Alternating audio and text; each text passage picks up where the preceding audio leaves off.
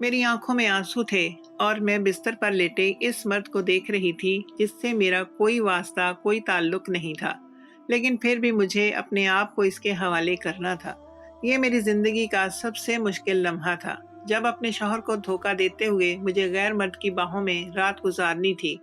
ये मैं अपनी खुशी से नहीं कर रही थी, बल्कि मुझे इस कदर मजबूर कर दिया गया था कि मैं अपने ही शौहर से बेवफाई करने पर मजबूर थी। सीने पर बाजू लपेटे मैं इस शख्स का चेहरा देख रही थी, जिसके चेहरे पर एक शैतानी मुस्कुराहट नाच रही थी और उसकी निगाहें मेरे वजूद पर थी। मैंने एक आर पार होती नाइटी पहनी थी जो मुझे मेरी सास ने दी थी, और मैं अब इस शख्स के आगे अपने वजूद को छुपाने की कोशिश कर रही थी, जिसे मैंने अपने शौहर के नाम कर रखा था। इस मर्द ने मेरी तरफ देखा और कहने लगा, कब तक वहां खड़ी शर्माती रहोगी? आकर सीने से तो लगाओ, अब तो मैं बहुत ज्यादा तड़प रहा हूँ। तुम्हारे जैसी हसीन औरत किसी को मिल जाए तो उससे फिर और क्या चाहिए। वैसे भी तुम्हारे अंदर तो बहुत गर्मी होगी। तुम्हारे शौहर को परदेश जाकर बहुत दिन हो गए हैं। तुम इसके लिए कितना तड़पती हो, ये तो मैंने खुद तुम्हारे मुंह से सुन रखा है। तुम्हारी बेताबियों की दास्तान मेरे मोबाइल फोन में महफूज है। उसकी बात सुनकर मैं शर्म से पानी पानी हो गई थी। धीरे धीरे कदम उठाती मैं बिस्तर के पास पहुंची तो उसने बड़ी तेजी से मुझे अपनी बाजुओं में झपटा था और बिस्तर पर गिरा दिया। मेरा सांस रुकने लगा था, लेकिन मैं चाहकर भी इसे खुद से दूर नहीं कर पाई थी। वो कहने लगा, अगर तुमने खुशी खुशी मेरा साथ दिया, सब कुछ ना किया, तो फिर वो होगा जिसका तुम तसव्वुर भी नहीं करोगी। तुम्हें पता है ना, बाहर तुम्हारी सास बैठी है। अगर मैंने इसे बता दिया कि तुमने मुझे खुश नहीं किया, तो फिर तुम्हें भी पता होगा कि क्या होगा। चलो शाबाश, अपनी मर्जी से और अपनी खुशी से मेरे साथ आज की रात गुजारो और मुझे इतना खुश करो कि मैं जाते जाते तुम पर नोटों की बारिश कर दूं। इसके बाद सुनते ही मैंने ये बहुत जल्दी जल्दी अपनी नाइटी की डोरियां खोलनी शुरू कर दी। मुझे पैसों से गर्ज नहीं थी, मुझे तो बस अपने आप को बचाना था, क्योंकि मैं जानती थी कि अगर मैंने ऐसा ना किया तो मेरी सास खुद अपने हाथों से मुझे, जमील आप चले जाएंगे तो मेरा क्या होगा। मैं परेशानी के आलम में अपने शौहर को देख रही थी, जिससे मैंने मोहब्बत की शादी की थी, और अब वो मुझे छोड़कर परदेश जाने लगा था। जमील मेरे सामने बैठ गया, कहने लगा, क्यों परेशान होती हो? तुम कौन सा अकेली हो? मेरी माँ तुम्हारे साथ है, वो तुम्हारा ख्याल रखेगी। मैंने जमील को झंझोड़ा और कहा, तुम अपनी माँ को अच्छी तरह से जानते हो। वो मुझसे नफरत करती हैं, वो मेरा ख्याल नहीं रखेंगी, बल्कि मेरे लिए जिंदगी को मुश्किल कर देंगी। तुम्हें तो मालूम है ना, मेरे पीछे कोई नहीं है। मैंने तुम्हारे कहने पर घर से भागकर तुमसे शादी की है, और अब तुम चाहते हो कि मुझे अपनी माँ के पास छोड़कर खुद परदेश में अय्याशी करो, तो मैं तुम्हें कैसे जाने दूं? मेरी बात सुनकर जमील ने सर पकड़ लिया। कहने लगा, मैं परदेश अय्याशी करने नहीं जा रहा हूँ, बल्कि पैसे कमाने जा रहा हूँ। तुम तो जानती हो ना, अम्मा कितनी बीमार रहती हैं, इन्हें पैसों की कितनी ज़रूरत है। यहाँ रहते हुए मैं इनका इलाज और घर का खर्चा एक साथ नहीं चला सकता। खुदा के लिए मेरी माँ के बारे में बुरा सोचना बंद करो। वो तुम्हारा ख्याल रखेगी, वैसे भी वो एक बीमार औरत है, बिस्तर पर पड़ी रहती हैं, तुम्हारा क्या बगाड़ लेंगी? बस जबान से ही दो चार कड़वी बातें कह देती हैं, वो भी इसलिए कि मैं इनका इकलौता बेटा हूँ और मैंने तुमसे मोहब्बत की शादी कर ली है। इतना तो उनका हक बनता है कि वो अपने दिल का गुस्सा निकाल सके। तुम उनकी बातें एक कान से सुनकर दूसरे कान से निकाल देना, और फिर मैं खुद इन्हें पाबंद करके जाऊंगा कि वो तुम्हारा पूरी तरह से ख्याल रखें और तुम्हें किसी चीज की कमी ना होने दें। जमील की बात पर भी मुझे तसल्ली ना हुई थी, मैं रोने लगी थी। मैं इन्हें रोकना चाहती थी, लेकिन जमील ने मेरी एक ना सुनी और वो सीधा अपना सामान बांधकर परदेश के लिए रवाना हो गया। मेरी और जमील की शादी को 2 साल हुए थे। ये 2 साल हमने एक दूसरे के साथ बहुत अच्छे गुजारे थे। जमील की मोहब्बत में मैं अपना घर छोड़ आई थी, क्योंकि मेरे घर वाले मेरी शादी खानदान में ही करना चाहते थे। लेकिन जमील से शादी मेरा ज़ाती फैसला था, और मैं इन 2 सालों में कभी इस बात पर नहीं पछताई थी कि मैंने जमील से शादी क्यों की। ये सच था कि जमील की माँ का रवैया मेरे साथ अच्छा नहीं था, लेकिन जमील की मोहब्बत मेरे हर जख्म पर मरहम रख दिया करती थी। काश कि मेरे घर वाले इस शादी पर राजी होते तो मुझे कभी भागकर शादी ना करनी पड़ती। मैंने अपने बाप को जब जमील के बारे में बताया था تو میرے باپ نے صاف صاف کہہ دیا تھا کہ وہ اچھے خاندان سے تعلق نہیں رکھتا اور شادی دو خاندانوں کے درمیان ہوتی ہے۔ جمیل کی ماں کی شہرت اچھی نہیں تھی اور اسی وجہ سے میرے باپ نے جمیل کی طرف بالکل بھی نرمی نہ دکھائی تھی، جبکہ میرا کہنا تھا کہ مجھے ساس سے کیا لینا دینا، میں تو جمیل سے شادی کر رہی ہوں۔ لیکن شادی کے بعد مجھے احساس ہو گیا تھا کہ میرے باپ نے یہ بات ٹھیک کہی تھی کہ شادی دو خاندانوں کے درمیان ہوتی ہے، کیونکہ جمیل کی ماں نے مجھے کافی حد تک زج کرنے کی کوشش کی تھی، مگر جب انہوں نے دیکھا کہ جمیل کے ہوتے ہوئے وہ کچھ نہیں کر پا رہی تو انہوں نے جمیل کو پردیس بھیجنے کے لیے سازشیں کرنا شروع کر دی تھی۔ کبھی وہ گھر کے خرچے کو بہت بڑھا کر یہ جتاتی کہ جمیل کی تنخواہ ناکافی ہے، تو کبھی وہ جان بوجھ کر زیادہ پیسے خرچ کر دیتی، لیکن جب یہ سب حربے کام نہ آئے تو وہ بستر پر پڑ گئی، بیماری کا ڈرامہ کرنے لگی اور دواؤں کے نام پر جمیل کی پوری تنخواہ خرچ کرنے لگی۔ تو جمیل کو بھی یہی لگنے لگا کہ اب اس کی کمائی میں اتنا نہیں ہوگا خرچہ اور اسے پردیس چلے جانا چاہیے۔ میری ساس کا ہمیشہ سے یہی مقصد تھا کہ وہ جمیل کو مجھ سے دور کر دیں، اور اب اپنی بیماری کو بہانہ بنا کر وہ کامیاب ہو گئی تھی اور جمیل مجھے چھوڑ کر پردیس کے لیے نکل گیا تھا۔ جمیل کے جانے کے 2 دن بعد اس کا فون آیا تو میں بہت زیادہ روئی، لیکن جمیل نے مجھے سمجھایا کہ مجھے اپنا اور اس کی ماں کا خیال رکھنا ہے اور اب وہ 2 مہینے سے پہلے فون نہیں کر سکے گا، کیونکہ جس جگہ اس کی نوکری لگی ہے وہاں سگنل نہیں آتے، اسے فون کرنے کے لیے شہر آنا پڑتا ہے اور اس میں بہت پیسہ ضائع ہو جاتا ہے، اور وہ ہر 2 مہینے کے بعد پیسے بھیجے گا اور جب ہی فون بھی کرے گا۔ جمیل کی بات پر میں خاموش ہو گئی اور اس سے وعدہ کر لیا کہ میں اس کی ماں کا خوب خیال رکھوں گی۔ 1 ہفتے تک تو وہ سب کچھ ٹھیک رہا، پھر 1 ہفتے کے بعد جب میں بازار سے سودا لے کر گھر واپس لوٹی تو میری ساس بستر پر بیٹھی آنسو بہا رہی تھی۔ میں پریشان ہو گئی، میں نے پوچھا اماں کیا ہوا ہے؟ تو کہنے لگی جمیل کا فون آیا تھا، وہ بیچارہ بہت پریشان ہو رہا ہے، اسے ہم لوگوں کی بہت یاد آتی ہے اور پھر وہ اس بات کو لے کر بھی پریشان ہے کہ اسے ہماری خیر خیریت نہیں ملتی، اسی لیے اس نے کہا کہ وہ کسی نہ کسی آدمی سے فون کروا کر ہماری خیریت لے لیا کرے گا۔ تمہیں تو پتا ہے بہو کہ میرا فون ٹھیک نہیں ہے، اسی لیے اگر تمہارے فون پر کسی کا فون آئے تو اسے میری بھی اپنی بھی خیر خیریت بتا دینا۔ ساس کی بات سن کر میں حیران ہوئی، کیونکہ جمیل نے تو کہا تھا کہ وہ 2 مہینے سے پہلے فون نہیں کرے گا، شاید واقعی ہی وہ ہمیں بہت یاد کر رہا تھا۔ میں نے اماں سے پوچھا جمیل کس سے فون کروائے گا؟ تو اماں کہنے لگی اس کا کوئی جاننے والا ہوگا، ہو سکتا ہے وہ شہر کی طرف رہتا ہو، تو جمیل نے ہماری خبر گیری کی ذمہ داری اسی کے حوالے کر دی ہو۔ میں نے اماں سے کہا چلے ٹھیک ہے، آپ فکر نہ کریں، اگر کسی کا فون آئے گا تو میں آپ سے بات کروا دوں گی، آپ میری اور اپنی دونوں کی خبر دے دیجیے گا۔ اب میں جمیل کے دوستوں سے کیا بات کروں گی؟ اماں کہنے لگی ٹھیک ہے، اور پھر اسی رات 12 بجے فون بجنے لگا۔ میں نے دیکھا تو پردیس کا نمبر تھا۔ میں جان گئی کہ یا تو مجھے جمیل نے فون کیا یا کسی سے کروایا ہے۔ میں جلدی سے فون اٹھا کر ساس کے کمرے میں گئی، لیکن وہ تو بڑی گہری نیند میں سو رہی تھی۔ کیا کروں، فون نہ اٹھاتی تو شاید جمیل اور بھی پریشان ہوتا، یہی سوچ کر میں نے فون اٹھا لیا اور دوسری طرف سے ایک مرد کی آواز آئی، کہنے لگا کیسی ہیں بھابھی، جمیل بھائی نے آپ کو فون کرنے کا کہا تھا، وہ آپ کی اور اپنی اماں کی خیریت پوچھ رہے تھے۔ میں نے اس آدمی سے کہا کہ جمیل کو بتا دیجئے گا کہ میں اور اماں بالکل ٹھیک ہیں اور وہ ہماری فکر نہ کرے۔ وہ آدمی کہنے لگا بھابھی جمیل کے لیے کوئی پیغام دینا چاہتی ہیں تو دے دیں، میں وہ پیغام بالکل اسی طرح ریکارڈ کر کے اسے بھیج دوں گا۔ وہ جہاں رہتا ہے وہاں سگنل کا بہت مسئلہ ہے۔ میں پہلے تو سوچ میں پڑ گئی کہ ایک غیر مرد کو اپنے شوہر کے لیے کیا پیغام دوں۔ خیر خیریت تو میں بتا ہی چکی تھی، کوئی محبت بھری بات میں کیسے کہہ سکتی تھی۔ میں نے کہہ دیا کہ نہیں، مجھے کوئی خاص پیغام نہیں دینا۔ اس نے خدا حافظ کہہ کر فون بند کر دیا اور مجھے بھی تسلی ہو گئی۔ اگلی صبح میں نے ساس کو بتایا کہ جمیل کا فون آیا تھا۔ وہ خوش ہوئی اور کہنے لگی اچھا کیا بہو، تم نے خیر خیریت پہنچا دی، میرا بیٹا بیچارہ پردیس میں بڑا پریشان ہے۔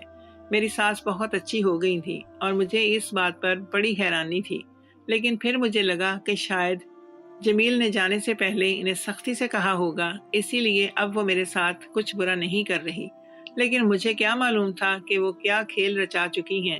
اگلی رات 1 بجے کے قریب فون آیا، پھر پردیس کا نمبر دیکھتے ہی میں نے فون اٹھا لیا تھا۔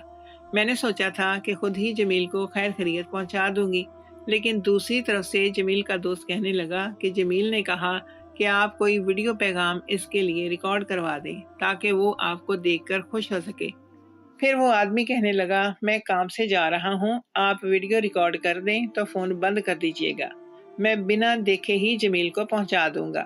جمیل مجھ پر اعتبار کرتا ہے، جبھی تو اس نے آپ کو پیغام پہنچانے کا کام میرے ذمہ کیا ہے۔ بات تو اس نے ٹھیک ہی کی تھی، اسی لیے میں نے کچھ ہی دیر بعد ویڈیو ریکارڈ کرانی شروع کر دی کہ جمیل، میں آپ کو بہت یاد کرتی ہوں، میں آپ کے بغیر بالکل ادھوری ہوں، جتنی جلدی ممکن ہو سکے واپس آ جائیں، اب تو اماں کی طبیعت بھی بہتر ہے، میں ان کی دوائیں وغیرہ بھی لاتی ہوں اور میں آپ کو یاد کر کر کے ساری رات جاگتی رہتی ہوں۔ جمیل کے نام پر پیغام ریکارڈ کر کے میں نے فون بند کر دیا تھا۔ پھر اگلے دن جب فون آیا تو وہ آدمی کہنے لگا، جمیل کو آپ کی ویڈیو میں نے بھیج دی تھی، وہ بہت خوش ہوا ہے، اب ہر تھوڑے دن بعد اسی طرح جمیل کے نام پیغام دے دیا کریں۔ میں نے کہا ٹھیک ہے، اپنی خیر خیریت بتا کر میں فون بند کرنے لگی تو کہنے لگا، بھابی آپ بہت روڈ ہیں، مجھ سے بھی کچھ خیریت کر لیا کریں۔ اس کی بات سن کر میں مزید شرمندہ ہو گئی اور پھر میں نے اس سے خیر خیریت پوچھی تو وہ کہنے لگا کہ میں ٹھیک ہوں، میری نوکری بھی بہت اچھی ہے اور میرے گھر والے بھی پاکستان میں ہی رہتے ہیں۔ پھر وہ اپنے بارے میں بتانے لگا، مجھے اس کی باتوں میں دلچسپی تو نہیں تھی، لیکن کیونکہ وہ ہمارے لیے بہت کچھ کر رہا تھا اسی لیے میں کچھ دیر اسے سنتی رہی اور پھر فون بند ہو گیا۔ اگلی رات کو پھر فون آیا اور پھر اسی طرح میں نے جمیل کے نام پیغام پہنچایا، لیکن پھر جمیل کا جو وائس آیا اس نے میرے چھکے چھڑا دیے۔ جمیل کے دوست نے جمیل کا پیغام مجھے بھیجا تھا جس میں جمیل کہہ رہا تھا کہ جان، آج رات تم جو ویڈیو پیغام بھیجو اس میں کوئی اچھا سا ڈریس پہننا، میں پوری طرح تمہیں دیکھنا چاہتا ہوں کیونکہ مجھے تمہاری بہت یاد آ رہی ہے۔ جمیل کی آواز تو میں پہچانتی تھی، لیکن اس کی بات سن کر میں گھبرا گئی تھی کیونکہ بیچ میں اس کا دوست موجود تھا۔ جمیل کو ویڈیو اس کے دوست نے پہنچانی تھی، پھر میں کیسے ایسا کوئی پیغام ریکارڈ کروا سکتی تھی؟ میں سارا وقت پریشان ہوئی۔ رات اس کے دوست کا فون آیا، وہ کہنے لگا، جمیل نے بتایا تھا کہ آپ نے کوئی خاص پیغام دینا ہے، اسی لیے میں پہلے ہی کمرے سے باہر جا رہا ہوں، ویڈیو ریکارڈ کر کے آپ فون کاٹ دیجیے گا، میں ویڈیو کو بنا دیکھے ہی آپ کی ویڈیو پہنچا دوں گا، بے فکر رہیے گا۔ اور پھر میں نے نیم برہنہ سا لباس پہن کر ویڈیو ریکارڈ کروائی تھی جس میں میں نے جمیل کی یاد میں بہت کچھ کہا تھا کہ میں اس کے بغیر کتنا تڑپ رہی ہوں، کیسے جی رہی ہوں، مجھے اس کی کتنی یاد آتی ہے، مجھے اس کی خلوت کی کتنی ضرورت ہے۔ یہ سب کچھ میں نے کھل کر کہہ دیا تھا کہ میری ویڈیو جمیل کو پہنچ جائے گی، اسی لیے میں نے ہر دل کی بات بیان کر دی تھی اور ویڈیو ریکارڈ کر کے فون بند کر دیا تھا۔ اسی رات 2:30 بجے کے قریب پھر جمیل کے دوست کا فون آیا، وہ خیر خیریت پوچھنے لگا، پھر کہنے لگا کہ میں نے آپ کی ویڈیو جمیل کو پہنچا دی ہے۔ میں نے اس کا شکریہ ادا کیا تو وہ کہنے لگا کہ میں بہت زیادہ تنہا ہوں، آپ مجھ سے کچھ دیر بات کر لیں، میری بیوی تو مجھ سے بات ہی نہیں کرتی، وہ تو ناراض ہی رہتی ہے۔ میں گھبرا گئی، میں نے کہا میں آپ سے کیا بات کروں گی؟ وہ کہنے لگا، جمیل سے اتنی محبت بھری باتیں کی ہیں، کچھ مجھ سے بھی کر لیں۔ اب تو میں پوری طرح سے گڑبڑا گئی۔ پھر اس نے ایک ایسی بات کہی کہ میرے قدموں تلے سے زمین نکل گئی۔ کہنے لگا، بھابی غلطی سے میں نے وہ ویڈیو دیکھ لی تھی جو آپ نے جمیل کے لیے ریکارڈ کی تھی، میں تو یہ دیکھ کر بہت ہی زیادہ حیران رہ گیا ہوں کہ آپ تو بہت ہی زیادہ ہاٹ ہیں، جو لباس آپ نے پہنا تھا اس میں تو آپ قیامت ڈھا رہی تھی، میں نے اس سے پہلے کبھی اتنی حسین عورت نہیں دیکھی۔ اب مجھے پتا چلا کہ جمیل آپ کے لیے اتنا بےتاب کیوں رہتا ہے۔ اتنی حسین بیوی 7 سمندر پار بیٹھی ہو تو مرد کا دل بھلا کہاں لگے گا۔ جمیل کے دوست کی باتیں سن کر مجھے لگا کہ کسی نے میرے سر پر آسمان گرا دیا ہو۔ میں غصے سے چیخی کہ یہ کیا بدتمیزی ہے، آپ نے وعدہ کیا تھا کہ آپ میری ویڈیو نہیں دیکھیں گے، پھر کیوں دیکھی؟ وہ کہنے لگا، بس غلطی سے کھل گئی تھی، اب میں دل کے ہاتھوں مجبور ہوں، اس ویڈیو کی ایک فائل میرے پاس بھی ہے، اگر آپ نے کچھ دیر مجھ سے بات نہ کی تو میں اسے پبلک کر دوں گا۔ وہ اپنی اوقات پر آ گیا تھا اور میرے ہاتھ کچھ نہ بچا تھا۔ وہ مجھے ویڈیو کال پر آنے کے لیے کہہ رہا تھا اور چاہتا تھا کہ میں اسی لباس میں نہ صرف ویڈیو کال پر آؤں بلکہ اس سے محبت بھری باتیں بھی کروں۔ کچھ دیر تو میں اس کی منت کرتی رہی، لیکن پھر وہ مجھے دھمکیاں دینے پر اتر آیا کہ وہ میری یہ ویڈیو سب کو دکھا دے گا۔ تو میں مجبور ہوئی اور پھر اس رات پہلی بار میں نے ویڈیو کال پر ایک غیر مرد سے بات کی۔ یہ وہی لباس اس کے لیے پہنا جو میں نے جمیل کے لیے پہنا تھا۔ میرے لیے یہ ڈو بننے کا مقام تھا، لیکن میں خود بلیک میل ہو رہی تھی اور اس کے سوا میرے پاس کوئی چارہ نہیں تھا۔ 2 گھنٹے تک وہ مجھ سے بہت ہی گھٹیا قسم کی باتیں کرتا رہا تھا اور میں بس برداشت کرتی رہی تھی، اور پھر جب فون بند ہوا تو اس کے بعد میں بہت زیادہ روئی تھی۔ یہ میں نے کیا کر دیا تھا؟ میں نے اپنے ہاتھوں خود اپنے ساتھ بہت زیادہ غلط کر دیا تھا۔ مجھے اس آدمی کے ذریعے جمیل کو ایسا کوئی بھی ویڈیو پیغام بھجوانا ہی نہیں چاہیے تھا، اور پھر اس کے بعد تو یہ معمول ہی بن گیا۔ 1 ہفتے تک وہ اسی طرح روزانہ رات کو مجھے بلیک میل کر کے ویڈیو کال پر بٹھا لیتا اور میں اس کے آگے مجبور ہو کر بیٹھ جاتی، اور پھر 1 ہفتے بعد ایک رات ہمارے گھر کا دروازہ بجنے لگا اور میں نے جا کر دروازہ کھولا تو میرے رونگٹے کھڑے ہو گئے، کیونکہ وہی آدمی دروازے پر کھڑا تھا۔ اس کے چہرے پر گہری مسکراہٹ تھی۔ کہنے لگا، دور دور سے تو بہت ہو چکا، اب میں تمہارے گھر میں تمہارے ساتھ کچھ وقت گزارنا چاہتا ہوں۔ میں نے اس کے آگے ہاتھ جوڑے اور کہا، میرے گھر میں میری ساس رہتی ہے، خدا کے واسطے یہاں سے چلے جاؤ۔ مجھے تو یہ سوچ کر ہی خوف آ رہا تھا کہ اگر میری ساس کو یہ سب پتہ چل جاتا ہے تو وہ کیا ہوتا ہے۔ وہ تو پہلے ہی مجھ سے نفرت کرتی تھی۔ ابھی میں اس آدمی کو جانے کے لیے کہہ رہی تھی کہ اتنے میں میری ساس پیچھے سے آ گئی اور پھر وہ حیرت سے پوچھنے لگی، تم یہاں کیا کر رہے ہو؟ ساس کا لہجہ بتا رہا تھا کہ وہ اس آدمی کو پہچانتی ہے، اسی لیے میں حیران ہو کر ان کو دیکھنے لگی، اور پھر وہ آدمی میری بات سنے بغیر ہی اندر آ گیا۔ میری ساس نے اسے دیکھا تو مسکرا کر کہنے لگی، بلال کیسے ہو؟ میں نے حیرت سے اپنی ساس کی طرف دیکھا تو وہ کہنے لگی، یہ میری دوست کا بیٹا ہے بلال۔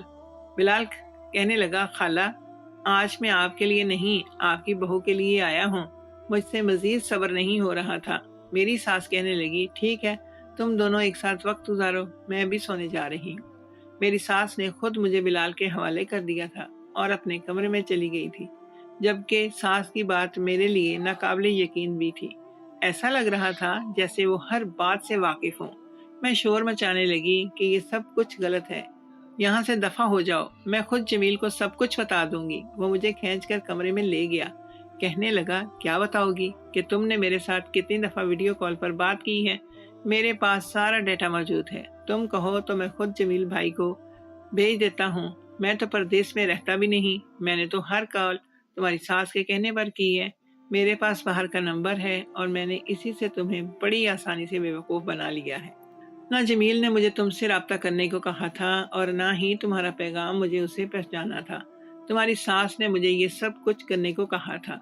اب اگر تم نے خوشی خوشی خود کو میرے حوالے نہ کیا تو پھر وہ ساری ویڈیو ریکارڈنگز جو تم نے میرے ساتھ کی تھی وہ میں سیدھے سیدھے جمیل بھائی کو بھیج دوں گا۔ اور پھر اس نے اپنے آپ کو مجھ پر حاوی کر دیا تھا۔ میں کچھ دیر پس و پیش کے بعد اس کے آگے ہار گئی تھی، اور وہ رات میں نے کانٹوں پر گزاری تھی۔ یہ جمیل کی بجائے میں کسی اور مرد کے ساتھ، لیکن یہ کہاں ختم نہیں ہوئی تھی، کیونکہ اگلے ہی دن مجھے پتا چلا کہ میری ساس نے اس آدمی سے پیسے لیے ہیں، اور پھر آنے والی رات وہ کسی اور مرد کو گھر لے آیا تھا اور مجھے مجبور کیا تھا کہ میں اس مرد کے ساتھ رات گزاروں۔ اب تو میری اور بھی کمزوریاں بلال کے ہاتھ لگ چکی تھیں۔ میں چیختی چلاتی رہی، لیکن مجھے اگلی رات اس مرد کے ساتھ گزارنی پڑی، اور پھر ہر رات ایک نیا مرد ہمارے گھر آنے لگا تھا۔ میں اکثر اپنی ساس کے پیروں میں بیٹھ جاتی اور کہتی کہ خدا کے واسطے مجھ پر رحم کھائیں، لیکن وہ تو میرے ہر رات کے بدلے میں پیسے بٹورتی تھی۔ وہ جانتی تھی کہ میرے آگے پیچھے کوئی نہیں ہے، اور 2 مہینے سے تو ان کا بیٹا بھی مجھ سے فون پر بات نہیں کرے گا، اور اب تو میں چاہ کر بھی جمیل کو کچھ نہیں بتا سکتی تھی، کیونکہ میں سب کچھ کھو چکی تھی۔ 2 مہینے تک ایسے ہی معاملہ چلتا رہا، اور پھر 2 مہینے بعد جمیل کا فون نہ آیا، بلکہ جمیل خود گھر آ گیا۔ جمیل کو دیکھ کر اس کے سینے سے لگ کر میں رونے لگی۔ اس نے بتایا کہ وہاں اس کی نوکری ختم ہو گئی ہے۔ جس کانٹریکٹ کے ذریعے وہ گیا تھا اس نے صرف 2 مہینے کے لیے ہی اسے نوکری دلوائی تھی اور پھر واپس بھجوا دیا۔ جمیل بہت پریشان تھا، جبکہ میں اس سے بھی زیادہ پریشان تھی، کیونکہ اب میری سچائی جمیل کے سامنے آنے والی تھی، اور پھر میری ساس نے جمیل کے سامنے خوب میری کردار کشی کی اور وہ ویڈیوز بھی جمیل کو دکھا دی جو بلال کے ساتھ میری تھی۔ میں جمیل کے آگے سر جھکا کر بیٹھی تھی۔ جمیل مجھے دیکھ رہا تھا۔ میں نے جمیل کو ہر وہ بات بتا دی تھی جو سچ تھی۔ جمیل کتنی ہی دیر مجھے دیکھتا رہا اور پھر اس نے اپنی ماں پر نظر ڈالی اور کہنے لگا، میں اچھی طرح سے جانتا ہوں کہ آپ دونوں میں سے کس کا کردار کیسا ہے۔ جو کچھ آپ نے میری بیوی کے ساتھ کیا، کیا وہ انتہائی برا اور بھیانک ہے؟ جمیل نے کہا کہ اپنا سامان باندھو، ہم یہاں سے جا رہے ہیں، میں تمہیں مزید ذلیل نہیں ہونے دوں گا۔ وہ مجھ سے شرمندہ تھا اور میں حیران تھی کہ اتنا کچھ ہونے پر بھی جمیل نے مجھ پر یقین کر لیا تھا۔ جمیل نے میرا ہاتھ پکڑ کر اپنی ماں کا گھر چھوڑ دیا تھا۔ وہ کہنے لگا، میری ماں کی فطرت ہمیشہ سے ہی ایسی تھی۔ وہ خود بھی غیر مردوں کے چکر میں تھی، لیکن میں خاموش تھا کہ وہ میری ماں ہے۔ میں اس کی عزت پر بات نہیں کرنا چاہتا تھا۔ میں صرف اس کی بیماری کی وجہ سے یہاں سے گیا تھا، کیونکہ وہ میری ماں، میری ذمہ داری ہے، اس کا علاج کروانا چاہتا تھا۔ لیکن تم میری عزت ہو۔ جب میری ماں نے تمہاری عزت بیچ دی تو میں اب کیسے خاموش رہ سکتا ہوں؟ میں نے وہ 2 مہینے بہت اذیت میں گزارے تھے، لیکن جمیل کے آنے کے بعد مجھے دوبارہ سے عزت کی زندگی گزارنے کا موقع مل گیا تھا۔ آج میں اور جمیل ایک گھر میں ایک ساتھ خوش ہیں، لیکن مجھے کبھی کبھی اپنے بابا کی یاد بہت آتی ہے۔ شادی 2 خاندانوں کے درمیان ہوتی ہے، اس لیے انسان کو بہت سوچ سمجھ کر یہ رشتہ بنانا چاہیے۔